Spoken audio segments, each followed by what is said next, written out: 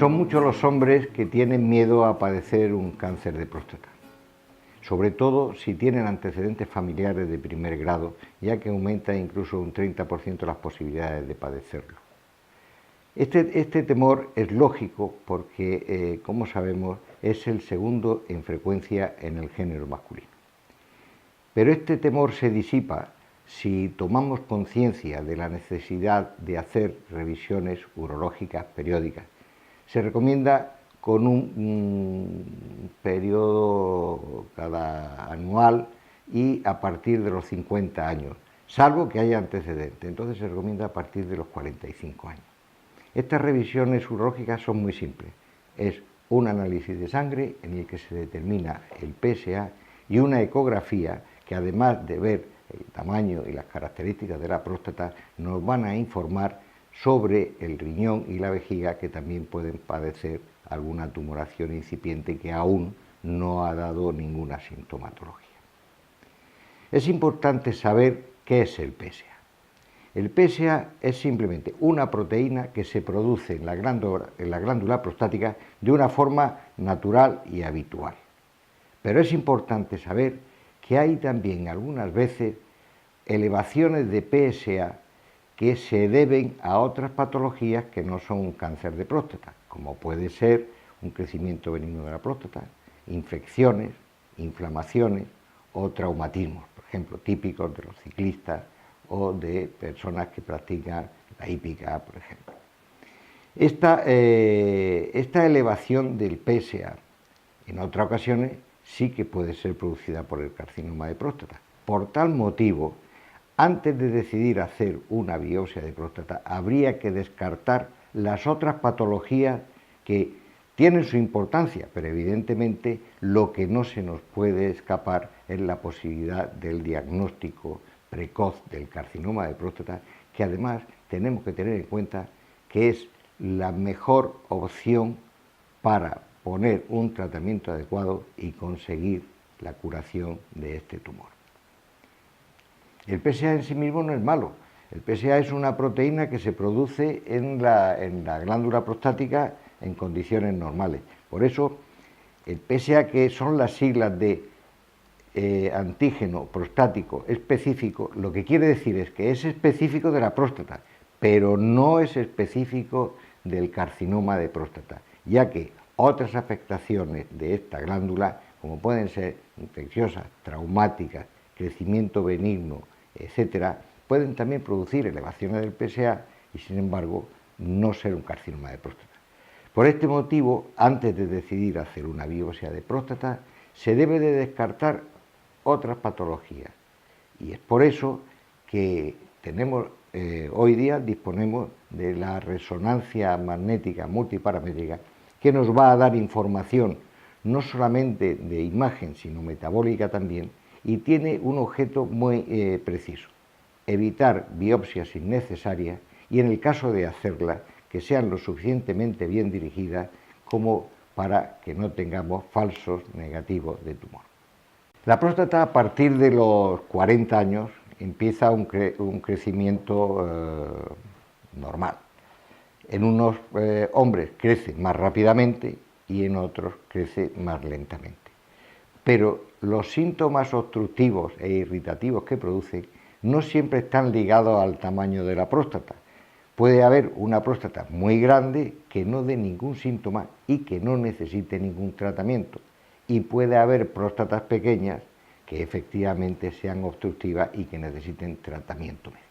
El tamaño de la próstata, para lo que sí puede ser importante, es a la hora de decidir un tratamiento quirúrgico, puesto que las próstatas grandes tendrán un mejor resultado con un tratamiento quirúrgico determinado y las próstatas pequeñas, con un tratamiento endoscópico, pueden resolver los síntomas que producen. A partir de los aproximadamente 50 años, el varón empieza a notar una serie de síntomas que hacen que la micción no sea normal. Notan una disminución del caudal, en algunos casos también una cierta dificultad, aumento de la frecuencia, urgencia para ir a orinar, demasiada frecuencia no solamente diurna sino nocturna, y en algunos casos también pueden producir emisión de sangre mezclada con la orina. Cuando estos síntomas aparecen, es recomendable acudir al urólogo para que haga un estudio y ver que son secundarios a un crecimiento benigno de la próstata o incluso descartar la posibilidad de que se estuviese iniciando un carcinoma de próstata, que la mayoría de las veces son asintomáticos. En cuanto al tratamiento de los síntomas que proporciona la hiperplasia benigna de próstata, hay que tener bien claro que inicialmente se debe de poner un tratamiento médico.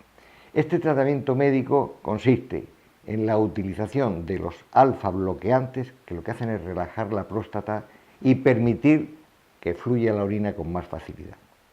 Y esto es aconsejable en pacientes jóvenes. Cuando son mayores, que ya no tienen una actividad sexual más o menos frecuente, se puede añadir a este tratamiento con alfa bloqueantes los inhibidores de la 5-alfa reductasa. De cualquier manera, el tratamiento médico del crecimiento benigno de la próstata lo que pretende es, cuando se puede, evitar la cirugía y cuando no se puede, alargar lo máximo posible el tiempo libre de síntomas secundarios al crecimiento de la próstata. La cirugía, evidentemente, es la solución definitiva cuando el tratamiento médico ya no es operativo. Y entonces, dependiendo del tamaño de la próstata, se aconsejan una u otras técnicas. La mayoría de las veces se puede resolver con técnicas endoscópicas transuretrales, bien con la resección transuretral o la utilización del láser para la reducción o incluso la enucleación del adenoma de próstata. Y cuando las próstatas son excesivamente grandes, los mejores resultados se consiguen con la intervención quirúrgica por vía transabdominal, la que habitualmente se dice como la cirugía tradicional, pero que es la que mejor resultados produce en estas próstatas grandes.